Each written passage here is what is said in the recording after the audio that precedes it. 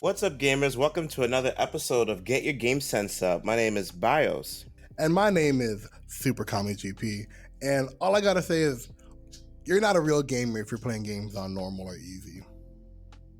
You are a real gamer in my heart. You are a real gamer. This guy swears. And in today's episode, we are going to talk about and review the Xbox Showcase event of 2025. Yeah, we are finally, officially back to E3. Oh, sorry, no more E3. We are back to the Summer of Games. RIP E3. E3 was just such a beautiful time. It was an exciting time to be a gamer. I don't miss it. Now we have the Summer of Games, and it's happening. You know, for me, like, I want to make a small critique overall between this, you know, and the other Summer of Games, like main event. Right now in the industry, you know, there's always a trend of a type of game. Remember when like battle royales were like the big trend, and remember when like live service games, I'm gonna say Solar, but like live service games is a big trend. Like there's always a trend in gaming. The trend right now are the Souls-like. There are so many Souls-like games out right now, and like, you know, I do play here a few here and there, but it's becoming a lot. It's so much. Like everything's a Souls-like now. A game that's not a Souls-like, and a game that was, you know, they announced, but I was not interested because I didn't play the first. But after the big breakdown they had of it, Outer Worlds 2, it looked amazing actually. I kind of loved everything they said about it. And what really piqued my interest was like, oh, we have a third person mode. I was like, oh, hello, third person. Like, you know, I love a first person game here and there, but I was like, I could do all of this, everything you're saying in third person. I was like, okay, yeah, like I just really like the whole RPG element of like, they really try to plan for every single interaction of how a player wants to make a decision, and the game can respond to that. Yeah, I saw that part in the event. They did announce a lot of really interesting things, including their flaw system, which I found very funny. Mm-hmm. Where like, what's it called? You can be really, really stealthy and quiet, but like the moment you stand up because you have bad knees, they pop and everybody gets alerted. That was very cool. I don't think a lot of games have done something like that. Very wacky, kind of Borderlands-y in a way. Yeah, I'm interested in that one as well. For me, did you like the whole comedic, the guy doing the bits in between the showcase? No, I mean, really? Okay. At first, it was very cringe, but then at the end, he was warming up on me. I was like, okay, like, fine. I think they should have shortened the bits a little bit because, like, this is a gaming event. We want to see the games. We want to see what the game can do. We want to see what you're going to offer. I don't really care for these little jokes. Like a little bit, sure, but not as long as they've been doing. So for me, I think my most anticipated game would be the Fate's End. It was the one with the sisters with the swords, and the one girl can pull a sword out of her soul neck or whatever.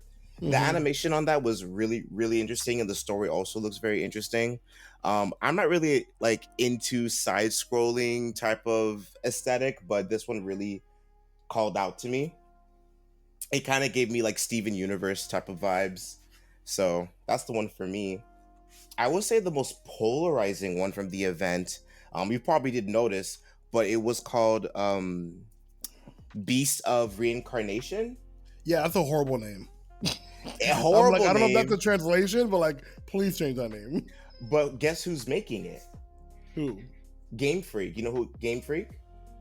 Oh, isn't that Pokemon? Pokemon. The people who did freaking Pokemon. I don't know if they've done other titles over the years. I don't think so, because this is totally out of left field. Xbox stage? Wild. It's on an Xbox stage, exactly. Like, I don't know what is going on there, but I was very surprised to see that they're working on something completely new. Oh, wow, I didn't know that. But yeah, I didn't like that name at all. And again, another Souls-like. That's what I was talking about. Is it? Like, yeah, that was a super Souls-like game. Like, come on. It looks interesting, but I'm like, there's literally like 8 other games that came out in the past 4 years that have the exact same aesthetic, like the exact to a T aesthetic. And it might be good, sure, but it's just another one in the bucket. So what other games called out to you?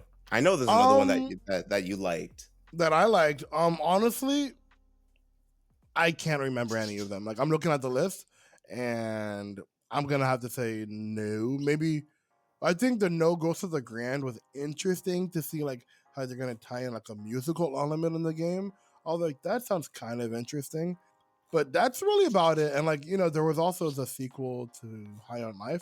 That was okay, but everything else was not was whatever. I would say the big announcement for me, like the big thing that I was really looking forward to this event, the big games. State of Decay 3, which they announced like 5 years ago. We've known there's been development issues, but where is it? State of Decay 3. You have nothing to show.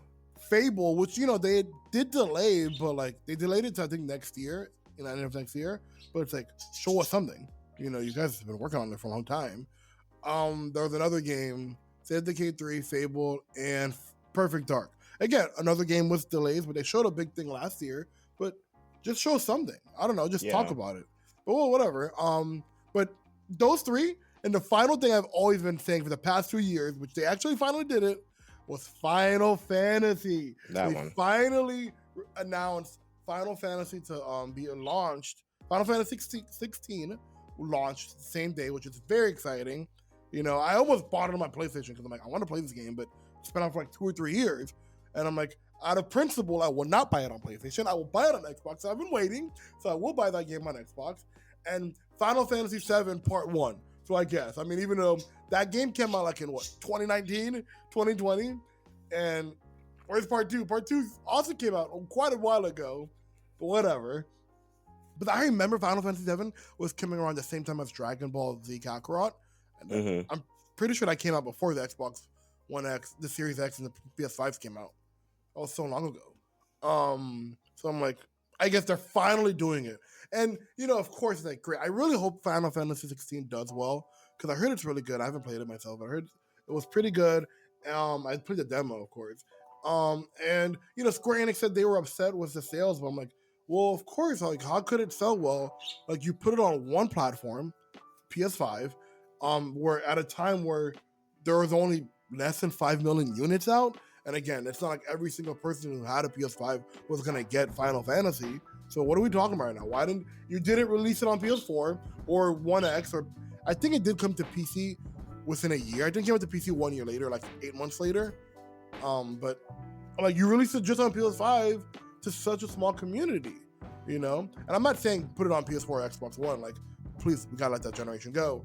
But at least Xbox Series X and PC.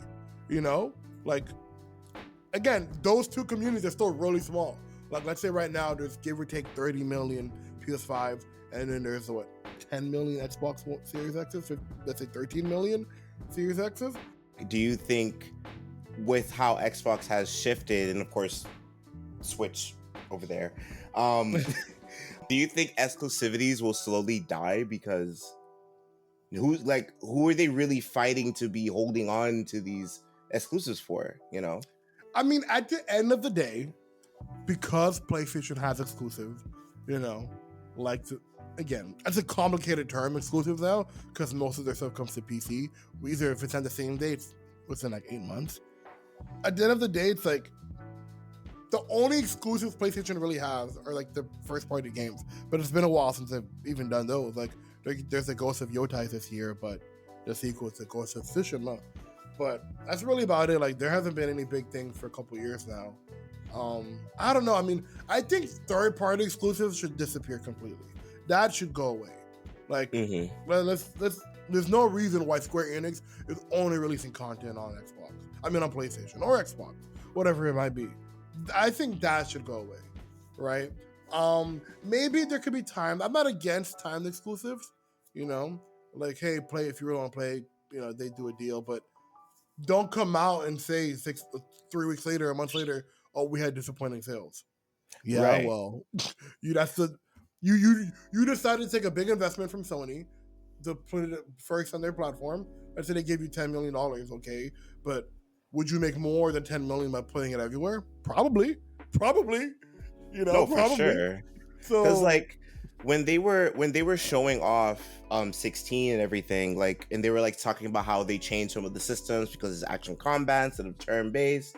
there were a lot of original fans that were very upset because they're like, "Oh, this is not Final Fantasy." Even though Final Fantasy has been doing live action combat for since 15. like 15 had live a good while now, and those were fine. But for some reason now, it was a big problem. If they had released it on more platforms, because the other people who are not these dedicated fans, more people would have been introduced to it and actually do like that, they would have sold more. Exactly.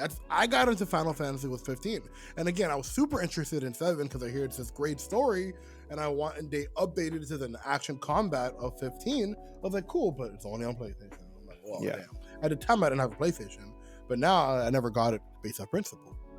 Because I'm like, no, it's not right.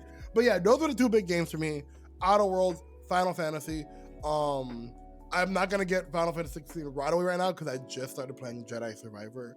I'm like 4 hours in. I'm having a great time. So once I beat that, I'll get Final Fantasy.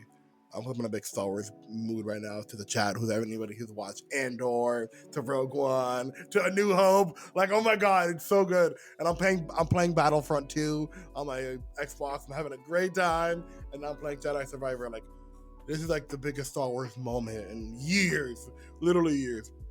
But yes, it's very exciting. But I'm very happy with Final Fantasy and Square Enix. But yeah, everything else, I would say from the showcase, there was a great variety of stuff in terms of different types of games. It was cool.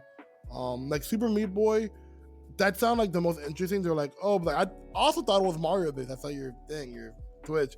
I'm like, Mario? But no. Oh yeah, the freaking thing that came out of the ground. I thought it was Mario. Yeah, I was like Mario? Like I've never played it. I don't know what the correlation there is. I mean, they're very stark games. Yeah, no. I think what it was because they called it Super Meat Boy because the games were just Meat Boy, and I think Meat Boy was a 2D with a 2D side scroller. Now they're making a 3D platformer. Yeah, so that's why they're calling it a Super. So they're like, oh, an homage to Super Mario and when he went 3D and all that stuff. But he had the same thing. But yeah, I mean, again, like, it's not really a kid's game I could like play with my little sister. Yeah. But like it was a cool event. Like there was a lot of cool stuff for a bunch of different gamers. And of course, to quite quickly transition, they talked a lot. I think they said almost every game or all games are part of their Xbox Play Anywhere system, which is really great. So for anybody who doesn't know, the Play Anywhere is essentially saying if you buy a game on Xbox, or Xbox, Windows, PC, whatever, the Microsoft Store, once you own that game, you can play on any platform, right? You buy it on your Xbox, you can sign into your Microsoft account on PC, play it there. Or if you have another Xbox device, like your tablet or maybe a handheld, I don't know, you can also play it on there. You don't have to keep repurchasing their game, which is great. Like one of the big aspects of the Steam Deck versus something like if we were to take a big name from the sky or from the ground, I guess, would be Stadia. Remember the problem with Stadia? You have to rebuy all these games to play on this platform. But but they're like, hey, if you get a Steam Deck, you just sign into your Steam library and all your games are there. You don't have to rebuy them. You can just play them. So that's a really great system. And they've had that feature for years now. Well, long since the 1X, for like 2016, 2017. So I found it very interesting that they were highlighting it so much in this event. Like play anywhere. I'm like, great, cool, yeah. I mean, I don't really play on PC or I don't have a handheld. We'll talk about that. But yeah, it's a cool system. I think they're pushing their Play Anywhere agenda advertising thing a lot more because you actually said this before when we were talking. Because with Xbox, it's like they're doing something different and they're trying to get away from the whole console wars thing, being direct competitors with Sony in a way, because essentially they lost. But they're doing it because they're Xbox. If Xbox does something, even though it's great, people are not going to look at it because it's Xbox. So I think they're trying to push it to be like, look, please, like it's not what you think. This is really good, and it is to a point. I mean, no, it is good. So while we're there, like, what do you think about their push with everything they're doing right now? Like, are they succeeding or or failing or what? So, like, talking about the console wars, you said it. I said it. We have all said it. Microsoft lost. They said it. They lost. It's over. They admit it. Phil Spencer said it perfectly. They lost the biggest era to lose, the era of the internet. Where everyone started making their library on a platform, and Microsoft. I'm not just white knighting or glazing Xbox right now, but they had a vision of what the internet was going to be, and everyone was against it back in 2012. But everything they pretty much announced is what the world we're living in right now, to a T. And they were just trying to get ahead of it, but they were too ahead of their time. They were ahead of their time. But with that said, what Bios is talking about is essentially that Xbox is not really, they still make consoles, but they're not part of the console wars. They don't really care that you buy their box. They just want you part of the Xbox ecosystem, right? So that, whether you get Game Pass on PC or you're playing, if you get a new LG or a new Samsung TV, you can play through the Game Bar app. There's an Xbox app on new TVs where all you need is a controller. Or if you have the Xbox, or if you play mobile, you can just download. Hi, Sunny. My bird is talking. She's very happy to hear me, guys. Like they just want you in the ecosystem, and that's what they care about, right? So they don't really care if, hey, you don't play it on our stuff, whatever, but just play through us, play our stuff through us. So with that said, they've started putting Xbox first party games on PlayStation, such as Hi-Fi Rush, such as Indiana Jones, such as Forza, such as Gears of War. These big franchises are now on PlayStation, and they're doing really well. They're selling, I think the top selling games on PlayStation for the past few months have been all Xbox games. Sea of Thieves came to Xbox, to PlayStation. So like all these big games are going there, and it's just been doing well for them. In the sense, they're like, hey, Xbox is doing now what everybody thought Nintendo would have done during the Wii U era, when Wii U was literally failing so bad, nobody was buying them, the consoles were not doing well. They're like, just put Mario Kart on PlayStation and Xbox. Never. That's what everybody was saying. Just do it. Like, I know. But then the Switch came out. But that's the point. That's the thing. Like, they had a bad console. They had a bad launch, bad, fan interactions. Then they came back with the Switch. Everybody fell in love with them. It became the biggest console to ever exist. Great games, great device. But, Nintendo has a whole multitude of other problems, right? But, I wouldn't say just because you failed with the Xbox One doesn't mean they had to certainly do what they're doing now. They're saying they're happy, I guess. We're finally getting this handheld, which we have discussed.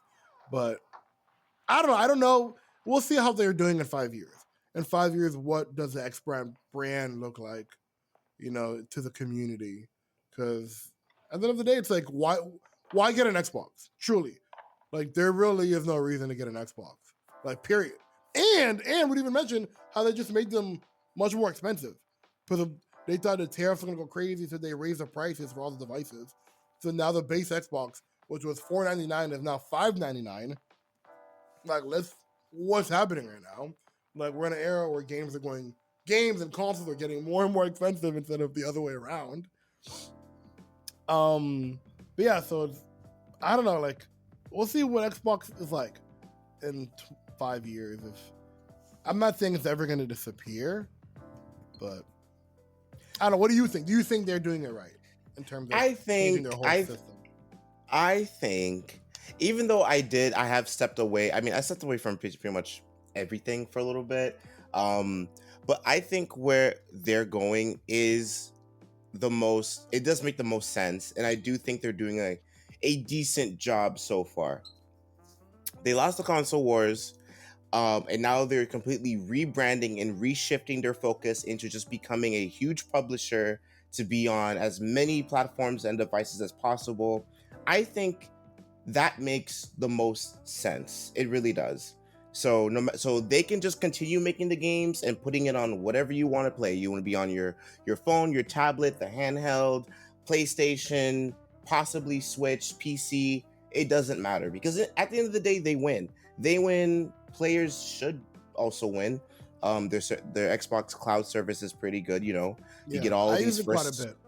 Yeah, you get all these first titles, all these big first titles for free. Like for example, freaking Black Ops 7 that they announced. You're gonna get that day one. Expedition Claire Obscure Expedition 33. Claire Obscure, which that is was like a huge game to get a on Game Pass huge game right now, and then you get to play that day one. Or you could just pay the $10 for a month if you have the time, grind it out, and then you're good. So it's instead of shelling out $80 as games now today. Thank you, freaking Nintendo. Thank you. So yeah, so I feel like it makes the most sense. I no longer own an Xbox. I don't really see the reason to. My PC does enough for me. If I wanted to, once again, I could get it on my phone if I wanted to. So not being bound to the console, I think is a much reasonable step for them. Okay, so I think they're doing good. I agree with everything you're saying, but with that said, would it work, or should Sony consider that, or do you think Sony should stick to their traditional ways of, you got to get our console to play our games? I mean, granted, Nintendo's still doing that. Like if you want to play Nintendo games, you got to get a Nintendo console, right? Like we're saying it's great for Xbox, they're succeeding, they're making money, they're changing their image, and it's good for players, but should we put that same heat on Nintendo or even, not even Nintendo, but more so Sony? Like, yeah, release Wolverine, Spider-Man, Horizon on Xbox. Why not? Like, do it day one. Do it day one on PC. Like, is it better? For players, yeah, for sure. But, like, is that what we want for the market? I don't know. I mean, I don't know. What do you think? I don't know when it comes to that. I mean, overall, it would be nice. It would be nice, clearly. But the way that Sony set themselves up, and they're trying really hard to step away from that for some reason. Like they're a first party title. They make great single player games and stuff like that. For them, I mean, I feel like the players are wanting more access to their games in more areas, and more devices, and in more areas. And Sony has provided that a little bit with PlayStation. Was it Now or View, whatever? PlayStation Portal, yeah, and they also have their own handheld too, kind of, that you can kind of use, but it's not the same thing. So I don't know. The demand isn't there yet. Do I want PlayStation to kind of do that? I'm gonna say yes, only because I'm very curious to see what that kind of rivalry would look like, to see what kind of things they would offer. Because right now they seem to be in a very floaty state. The direct competition is not necessarily there anymore because of this shift. I don't know. I just feel like, since Xbox quote unquote backed out of said console war, I don't know if there is any reason to get. There is no benefit of getting that console aside if if you like that controller or whatever it is. You like that ecosystem, sure, but if someone came up to me, again, someone who's an Xbox fan, someone came up to me like, "Oh, SuperKami, should I get an Xbox or PlayStation?" I'm like, get a PlayStation. You can get 90% of the stuff from Xbox, and then some, plus everything PlayStation has to offer. I just don't know what benefits. I mean, I guess the biggest benefit would be Game Pass, but if you have a PC, I mean, Game Pass is really good. I don't want to sleep on Game Pass. I don't want to sleep on that. But I just feel like, sure, PlayStation has their PlayStation Plus collection.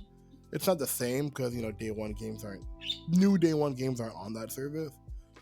But I guess, is Game Pass enough for you to be like, I'm going to spend $600 on an Xbox versus the $500 for the disc version of the PlayStation 5, But then again, you don't really have to, because, I mean, don't the games still work? Like if you were to buy a game normally on your Xbox account, wouldn't it still work on yeah, but let's say if you don't have a PC or a tablet or handheld, if you wanted to get into the console market, like if you wanted to get into the first time, let's say you're not a gamer, you want to get into gaming, or if you're an older adult who never had, you just got a kid and they're getting older, let's say they're like 10 years old, they want to get them a console, obviously get them a Switch Lite, like that's the easiest thing, obviously.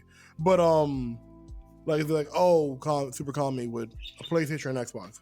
I'm like, it depends. There's this Xbox Game Pass thing, You know, if you want to pay for a subscription forever for your, you know, you don't have to buy games because all the big games are free. You know, if, let's say you're buying a console for your kid, like they're gonna play Roblox, they're gonna play Fortnite, right? Marvel Rivals, those are free games. But you know, if you want to just if you don't have to worry about buying games, you just buy the subscription, and there are games for them to play on there. That's they could play. That's not part of the free collection of the big free games. You know. So I guess it just depends on who you are and what your circumstances are. Yeah, again, it's like I feel like Game Pass is the only reason why you would get a Series X, right, or a Series S. That's the only thing, because on PlayStation there is the game collection and has a bunch of games. A lot of similar games too. A lot of the same games are on there, but at least there you get access to PlayStation games, right? You just don't get like day one games or new games or whatever. Like I was just gonna say, like, yeah, so that's that. So let's talk about the biggest announcement, which was the Xbox Ally, which is their first ROG ever Ally. ROG Xbox Ally X, whatever, the handheld, Xbox handheld. That's what people are gonna know. The Xbox handheld that they showed off at their event, which is their first ever handheld, portable handheld to play not only Xbox titles, but games from Steam, Windows, Epic Games, all of that all in one. So what are your thoughts first? Okay, as a true gamer who plays games on hard, right? A real gamer. Okay. This market of handheld gaming is not, it's new, but it's not terribly new. It Steam Deck's been out for a couple years now, right? And of course, there's been the other Asus device that's been out for a few years. But I will say this is the first device that really piqued my interest for a multitude of different reasons. I was like, wow, like, you know, the ROG, they have had a ROG Ally already, but this is a different design because it has like the modeled grips, like you're playing on an Xbox controller. It's not just like a cube you're playing on. That's really cool. Me as an Xbox player, I wasn't on Steam. I didn't have a big PC library, so if I got a Steam Deck, I would have to rebuy my games. And Steam, you could sideload Windows, but it's not integrated from the ground up. But if you have this device, my library that I've curated over the past, 15 years or whatever, 20 years playing Xbox games, will be there already. And of course, we just talked about how great Game Pass is and Play Anywhere. I'll have access to all of my stuff. I'm like, cool. And of course, there is the Ubisoft launcher, the Steam launcher, the Epic launcher. If there was a game I never got to play that was PC only, I'm like, oh, for me as a gamer, if I wanted to do finally handheld gaming, this is a real, I think, delicious alternative versus the Steam Deck, as cool as the Steam Deck might be. And it might even be better in a couple of different ways. But from the controller, the model of the device, and if they're finally making like an official, Microsoft Windows mobile experience, like officially. And again, even on those old ROG Allies from like a year or two ago, from the old ROG Allies from a year or two ago, you could launch Windows, a full Windows experience, and again, on Steam. But since you're technically on a mobile device, like Windows was always finicky on those things, right? It was never intended for those devices. Because Windows never really made a mobile thing. Like when they had their phones, like those phones were janky. Like, let's be real, those phones were janky. And like the little Surface books they have, those are just little mini computers, right? Those are not tablets per se. But they officially made like a Windows Xbox mobile experience, and it's integrated really well. People saying it's super smooth, and I'm like, yeah. For me as a one who's already curated a library on Xbox, it sounds interesting. It looks fun. I'm like, I just don't know if I have a lifestyle if I could game on the go. That's like my biggest gripe of why I wouldn't get something like that. But I never got to Steam Deck. I never got a Switch, right? Because I don't game on the go. I don't take the train. I'm not being driven around. Like, I'm not on a plane every week or something. If I'm gaming, I'm pretty stationary for the most part. So that's the only real reason why I wouldn't get it. And I fear this thing might be like $900, like $1,000. Oh yeah, the pricing. We're not gonna know the price for like a few more months. Yeah, but I fear it's gonna be a minimum $700. How are you gonna sell a console, your base console, for $600? Yeah, this handheld for sure. Minimum $700 up to $1,000. You know, what did you think about this device? So for me, my first initial thoughts were that this is really cool. This is really cool. This is I think, the perfect competitor to the Steam Deck that has ever come out compared to anything else. Because, like you were talking about with the compatibility with Steam for the Steam Deck, and why the Steam Deck is basically superior to the regular ROG Ally and the other um Windows gaming handhelds that have released. The Steam Deck platform is specifically geared and optimized for these games to be played on a handheld, and the community around it that helps with that is really, really huge. So to have a competitor that has access to that same platform is really, really big. On top of that, since it's made by ROG, the specs on it will be a lot stronger than the Steam Deck. So depending on the price, we'll see. It is a very, very compelling offer. So in theory, on paper, it's a much stronger handheld. It has access to a lot more platforms. Because that's the big one. That's a big one. So for someone like me who doesn't use the other launchers, Epic Games and stuff like that, what I have done was, over the years, slowly, because they give away free games all the time. Yeah. So depending on what it is, I would be like, okay, yeah, that's a free game, because I don't care about what platform it's on, especially if it's a single player game. I'm just gonna play it and move on with my life. Because a lot of people, they care about that. I don't really care. So I download the free game and it sits there until I'm ready to play it. So with this handheld having access to all of those games, like if I wanted to, they're all there ready for me to play. So when it comes to the things that I didn't like about it, the design of it does not look too comfortable. I think it's more comfortable than the original ROG Ally, but I don't know, the ergonomics of it look very strange. That's one thing I will have to wait on and see. And then the other part of it is that like you, someone like me, I don't know, handhelds are very much hit or miss. Like the last hand, even though I do have a Switch, but how much do you play it on the go? I don't play it on the go because the form factor of it, for someone like me, it just makes me sick. Like, I tried using it in the car. It's horrible. I can't do it. I just get sick. And as far as like, if I do take it with me on the go, I'm just so involved in what's going on in my life currently, like family, friends, or whatever. I just don't have the time to just pick it up. Pull it, exactly. I have taken it on trips. By the end of the day, I'm ready to go to bed. It's just not for someone like myself. So it is kind of the question, and the other part about it is that, like, even though this is cool, my question is that, compared with the whole platform of, oh, Xbox is available on everything, your phone, your tablet, your TV, etc., etc. But how much value does this have, right? Besides the other platforms that you can play it on, how much value does this have as an Xbox device when it comes to the accessibility to your phone or a tablet or your laptop? I would say, to answer that, the biggest difference, again, if you didn't have a console, right, or a PC, and of course, like, you could play Xbox on your phone, tablet, or TV that has the app. The biggest difference really is that this thing can natively download games, which is huge, right? Versus playing them on the cloud.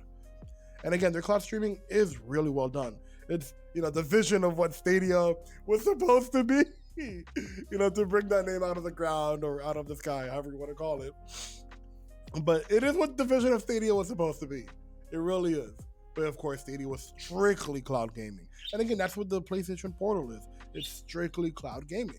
Right? And again, depending how great your Wi-Fi is or where you're playing at the time, it could be a dream, or it's kind of like, I'd rather just watch Netflix, and play this thing. Like, it's not a good experience. I'm like, it's just not a good experience in some cases, or depending the game. So being able to natively download it and actually have it on the go, seriously, is the big reason. That would be the main reason why you'd want to take this, right? Again, like, I don't know if like who could a live service game like Destiny or Naraka or Marvel Rivals, could I natively download that onto this thing? I'm assuming I could if it's on the Microsoft Store and I could play that on the go as long as I have Wi-Fi. I'm real interested in those experiences. You know, live service is a big part of gaming, and if I'm gonna be on the go, that's the type of game I'd play on the go. I'm like, oh, let me do a striker in Destiny. Let me do one match of Marvel Rivals, right? Like those kind of experiences. Yeah. Did they say that this thing is going to be dockable? Did they ever say that? No, that's the other thing. That's like one of the reasons why I think the Steam Deck might be better, because it doesn't have an HDMI port, right, on the device. Like, and there's two devices we didn't talk about. There's the Xbox ROG Ally and the Xbox ROG Ally X, right? So there's a premium version and then there's the base version. The ROG Ally is 512 SSD with 16 gigabytes memory for RAM, and the Ally X is 24 gigabytes, 24 gigabytes RAM and 1 terabyte SSD, which again, we're talking about $900 right here. And the chip is like AMD AMD Ryzen 7 i9 with all these AI enhancements or whatever it might be. But yeah, the ports are a little different. I think the Ally X has like one extra USB-C port or something, but there was no base HDMI port on here. So I'm like, again, I'm thinking, why would they put that in for you to connect it to a monitor? It's like, I don't know why. But again, the main benefit is that, let's say you had this ROG Ally X, you download the game directly, and then you put on a monitor, you could play it on a bigger screen, but it's still running really well because it's downloaded directly from this device. But let's say you got a dock. I'm assuming if you just get any dock, you could just plug it in and use it anywhere. But it doesn't. There's no HDMI port in the device, right? And they never talked about selling any type of dock like Steam does. Again, that's why like there are benefits from this device versus the base Steam. Little things, and I think the screen is a little better in the Steam Deck. Yeah. And again, to talk about this handheld market, we can't deny that the Switch 2 just came out, right? The Switch 2 just came out. Right. So looking at this versus the Switch 2, again, it's a totally different clientele, and this might be a way better device on paper, but of course Switch 2 is gonna outsell this every day, forever and ever, right? But you know, if you had the opportunity to maybe emulate a Switch game on this device, why? Like, this is really a one-stop shop for gaming, right? If you got 1 terabyte device, you're natively downloading games onto your device from every single launcher out there, right? And of course, if you had a base dock in your monitor, you could play 32 inches, 29 inches, whatever, right in front of you, and it theoretically should work well. Again, it's still really far out. Steam has this feature where it's like, oh, it's Steam Deck approved. Like, this game will run really well on Steam Deck. You know, like a game like Cyberpunk, how would that run on this type of thing? Like, are they gonna have like, oh, Xbox PC or Xbox ROG Ally approved? Right, like, so there is still little kinks we have to learn about the game, but from the people that have tried it out, because lots of YouTubers, maybe Bios one day will get there, that he'll get these early access. But yeah, put it out there in the universe, guys. Like, subscribe. People are saying it runs really well. Like, the operating system runs really well. It's very smooth, and yeah, like this one YouTuber I followed, he said he signed into Steam and he downloaded Spider-Man from Steam, from his Steam account, and was playing it on, and it was running well. And it's like, wow, that's a dream. That device, if it works perfectly, is the dream of, you could do it all. You could really do it all. You know? That's basically true. So I think that's what will make this eventually set itself apart. Because once again, it's that thing with Xbox where it's like, you know, Xbox is doing it, but then people are gonna be like, it's Xbox. It's Xbox, yeah. Yeah, exactly. Like, I really hope that this does work well, and then people will be like, yo, having such a flexible handheld device, to all the people that do like handhelds and everything, this is a very compelling offer. I mean, compelling on paper, price is different, Yes. but compelling on paper, it is, like you said, emulation, having access to Windows and Steam and all these platforms on this singular device that will run and look well. Oh, and it has an SD card reader slot. So you could SD card slot, exactly. So you could expand it. They didn't say how much more you could expand it by, but if you have 1 terabyte, yeah, like you were saying, this might be the best thing to ever come out. But it's Xbox. Who's gonna care? Who's gonna care? Who's gonna care? Exactly. Like that Xbox name just. But again, they weren't doing it with ROG Ally wasn't doing it before, so this might be a great partnership. We didn't really stress. This is not an official like Microsoft made handheld. This is an official partnership with Asus to do this device. Unlike when PlayStation did the Portal or the PSP back in the day, that was them completely. They made the device and shipped it out. Xbox is doing a partnership with Asus, which is not a bad thing. It's the first official thing like this, which is really cool. Yeah. So it's overall compelling offer. I would like to get one day just to lightly experience the handheld thing. But I don't know. I think they might push 1,000 for this, for the Ally X. No way. I think so. Because, mind you, I think because the ROG Ally, the base ROG Ally, doesn't have the Xbox platform. That's the thing. That alone is huge. But you can get the Xbox app on it. But it's not the same. And you can't download the games directly. You'd only do cloud gaming. They putting that Xbox name on that device, they mark it up, right? That name alone marks it up. I think do I want that for 1,000? No. I think it's worth 1,000? No. But I think they might push for the Ally X to be 1,000. It won't sell. I don't think. Also, another reason why I wouldn't want to get this, because it is, but it isn't technically a first generation console, right? Or first generation mobile device, because the Ally has been around for like 2 or 3 years now, but this version of it will be new. So I'm like, that's another reason I wouldn't get it up front. But these devices we've seen, they don't come out with a new model every year. They do it. There still hasn't been a Steam Deck 2, and that's been out for already like 3-4 years now. You know? So, or a Steam Deck Pro, whatever. It's just with the OLED. I don't know. I just think it's too good to be true. I feel like the idea of being able to natively download these games from Xbox is huge, and having the Game Pass library. Granted, you could do Game Pass on anything, but I don't know. I don't want 1,000, but I feel like 1,000 is a number. And again, they're selling their base Xbox One X or Series X for $600. And that's technically a way better console device, in terms of power than this handheld. Just hit a TV for it. Right. Oh, also, one last thing. This device there's been rumors, right, amongst the Xbox community for the, the potential next Xbox Y, whatever it is, when the PlayStation 6 comes out.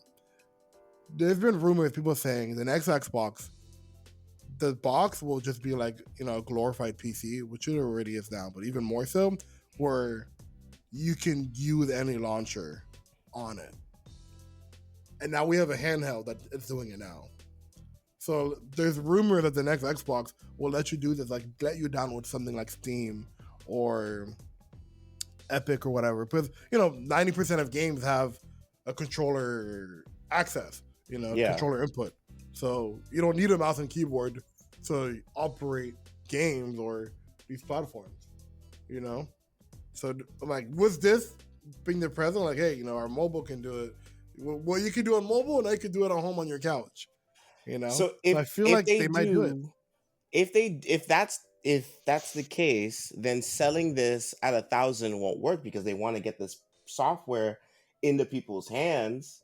And then if they do that with the next Xbox thing, they can up the price that, because it'll be much better integrated. Maybe. But I just think Xbox is trying to get to a world where, like, hey, Xbox, it's just one launcher you can do on our platform. Yeah. which would be dope. Which would be cool. It'd be scary. But if I had a console that could play PC games natively, I'm in. That I'm cooking, boys. that's true. I'm cooking. If I had a console where I can get PC games natively and I don't have to worry about, oh, how is the game running? Like, let me turn off these features so that again I don't lose any, performance issues. It'll just work. That would be an interesting entry. That would be huge. That could be the way to combat Sony, because Sony is never gonna put, like Ubisoft launcher on their thing, and it would break. I don't know if it would break, but it would definitely start to break the way that PC games are developed for PC, because PC, as much as amazing as PC is, and people like the most. There's problems constantly. They're always not optimized, but for some reason things are always optimized well on console platforms. Yeah. So having access to those games can really, it could change things. It really could. Completely. Like a game like Star Citizen, I've always wanted to play it, but I don't have access to Forget about it. But imagine if I could play, I just boot up my Xbox and it's there, because I could download it directly from Steam onto my Xbox. On the Xbox, huge. Yeah. That'd be huge. A lot of people would just get and they would literally just get an Xbox. Exactly. With like, oh, why build a PC? Why build a PC? If that would be that's the thing. Like, that would be the actual reason to get a console. That would be right there. That would be it. Because so many other people have tried that before. Like, I think Nvidia tried that with their streaming thing. There's been a few others, but this, if they succeed, now they got it. The next Xbox might do it too. They're doing it now. So in 2 years, 3 years from now, they release a console that does the same thing, just in a console setting. That'd be huge. That would be huge. Yeah. That would be a game changer. And of course, you could still plug in your mouse and keyboard to the Xbox. It works right now. That's true. You can plug in your mouse and keyboard to your Xbox You can literally do that. That's true. You can literally do that. Bro. Microsoft might have something. They might. But again, then it comes like, it'd be huge, because, when you have a PC, you're not only using your PC for gaming. You have your bunch of other stuff, your editing stuff, your school stuff, work stuff, Now, like, hey, you get this console just for games, and your PC can be for productive, for productive stuff, or when you're streaming, all that stuff. Ooh, that'd be huge. Let's see if they do that. All right, so overall, for the Xbox Showcase of 2025, what do you think? Yeah, I'm gonna give it a solid B. Like, they had cool games, good variety of games. It was back to back gaming information. We didn't talk about that game, the vampire game.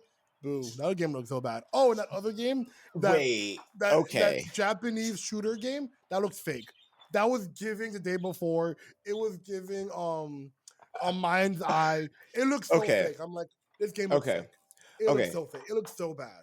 I'm sorry, we didn't talk about that. But those two games. The vampire game, I don't know why. Okay, hold on. I have it right here. It's called The Blood of Dawnwalker. When they showed the trailer earlier this year, last year, whenever they did it, and then they showed it now, I was like, that's not what I thought it was going to be at all. Because now he is against the vampires. I thought he was going to be fighting with them. I thought this was a whole like vampire versus the world and stuff like almost like Castlevania type of aesthetic. It doesn't look bad to me, but I just feel like the plot line is not what I expected. But that other game, hold on, I have it right here. Mudang Two Hearts. Oh, yeah. Cinematic tactical action adventure shooter. Okay. Looks fake. You think it's fake? It looks so fake. It looked just like the day before. Like, same type of like cutscene. I was like, oh my god, the day before in this new game, Mind's Eye, everyone's talking about. I'm like, oh, this looks bad. Or like that other shooter that came out a couple years ago, that it just came out and disappeared. Like, yeah, it looked like a type of game that's gonna come out and make no noise if it comes out. It looked bad. So I'm gonna give the platform a B. The whole thing a B. Okay. One thing I want them to stop doing is giving updates to games that literally could have been an update for that title. Like, for example, Elder Scrolls Online, they were like, why are you putting that in the big Xbox event? Get that out of here. Let them announce that for themselves. Don't put that in the, big Xbox event, world premieres, big announcements, stuff like that. That's not a big announcement. I don't care about padding. I don't care. I don't care. No, I don't care. Let me hit you with this. Oh my God, devil's advocate. I'm not playing devil's advocate. I think it should be there, genuinely, because it is a big part of their market. They own that property, and it's a big game for them. Elder Scrolls and Sea of Thieves have like over 20 million players. I don't know how many concurrent players they have, but I think they have over 20 million players. Those are big games, and they're like, hey, you like that? It's part of Xbox. They're just reminding you. That's not gonna affect it's them. Part of Xbox. That's not gonna affect them. I think it does. I think people are looking for some. Again, let's go back, 10 years ago, when Destiny, like during D2 area, D1 area, like I would watch the PlayStation event so I could see new Destiny content, because PlayStation had that deal with Destiny, with Bungie, to release all new stuff first day on their platform. Okay, so, I think it does matter. I'm not. I just think it's crazy. What? I think it's crazy that how much Halo is dead. I'm like, you guys can't put anything for Halo. Like, there's nothing for Halo. Like, ever. There hasn't been anything for Halo in like 4 years. But Halo still gets updates. It gets updates all the time. And the community is loving the game right now. You guys can't put anything? Like, really? Okay. Like, just saying Halo. But look, okay, this is what I'm talking about. Like, freaking DLCs, like, update, whatever. Okay.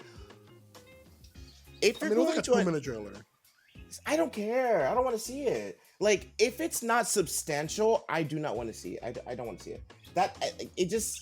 It's a waste of time, in my opinion. Also, it's the only place, again, that platform, one of the things with the showcase is to expose people to games they might not be aware of.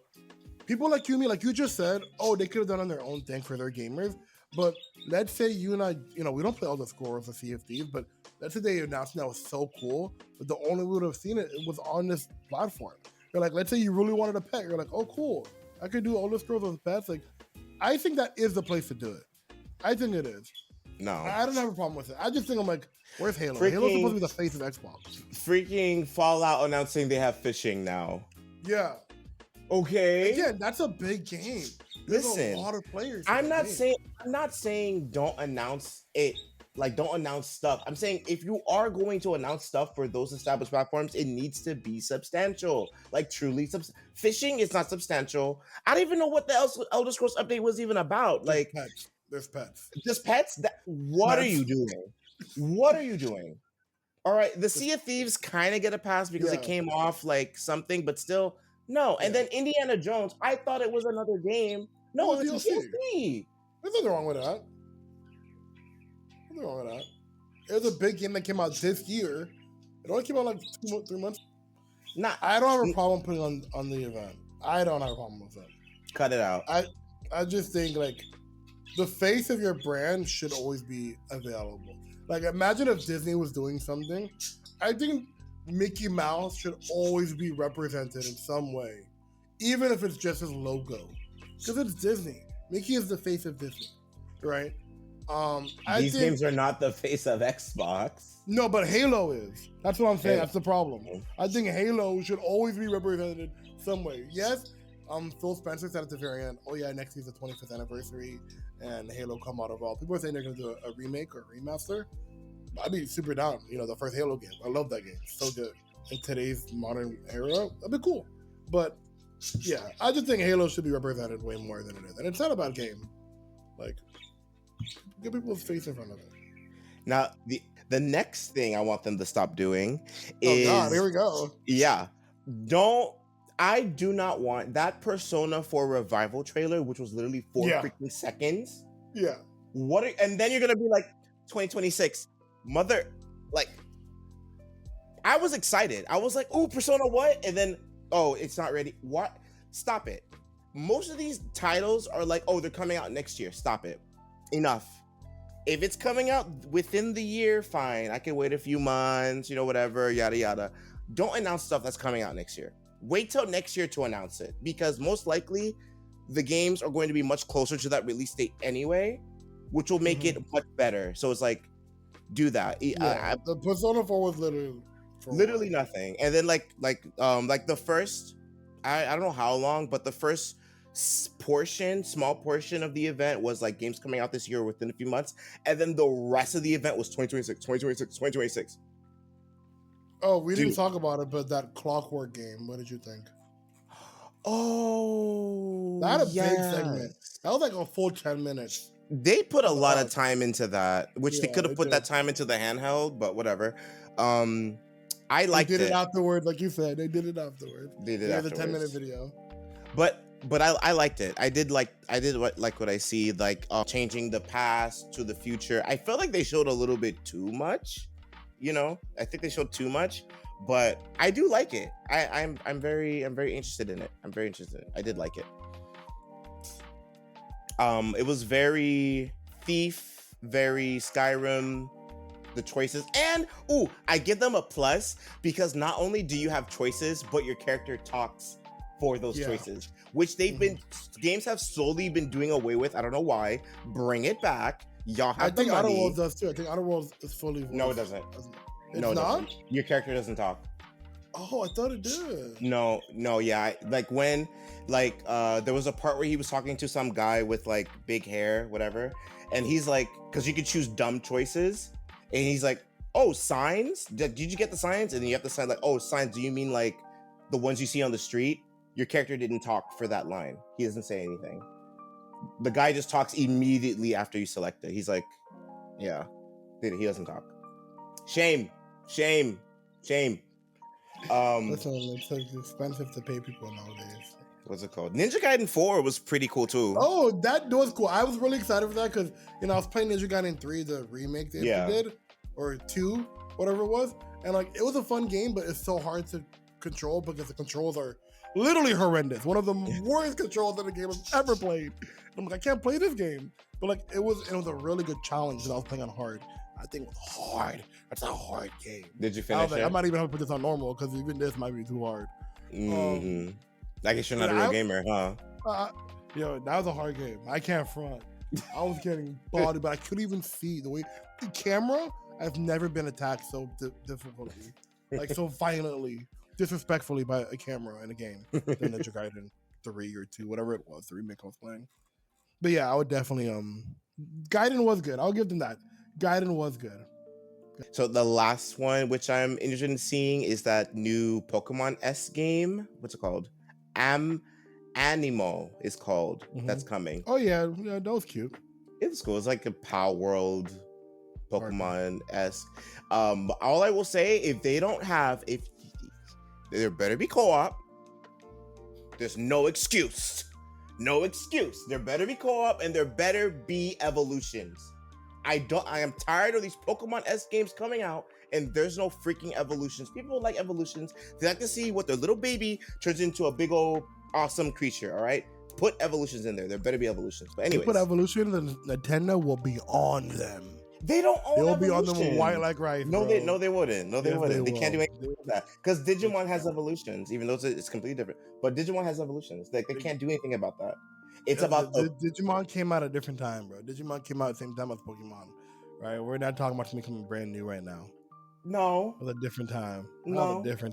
Anyways, put evolutions in there. All right.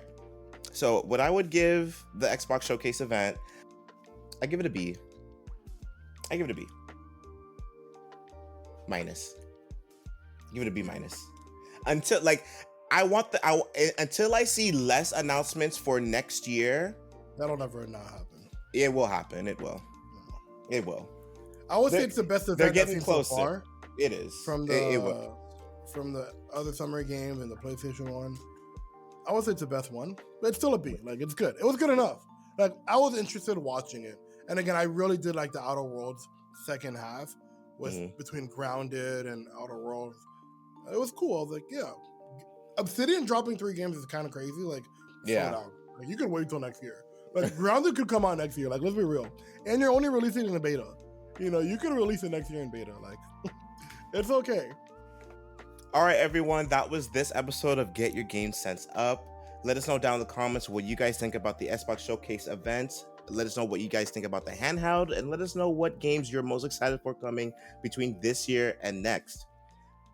And we'll see you guys in the next episode. And always remember, get your game sense up.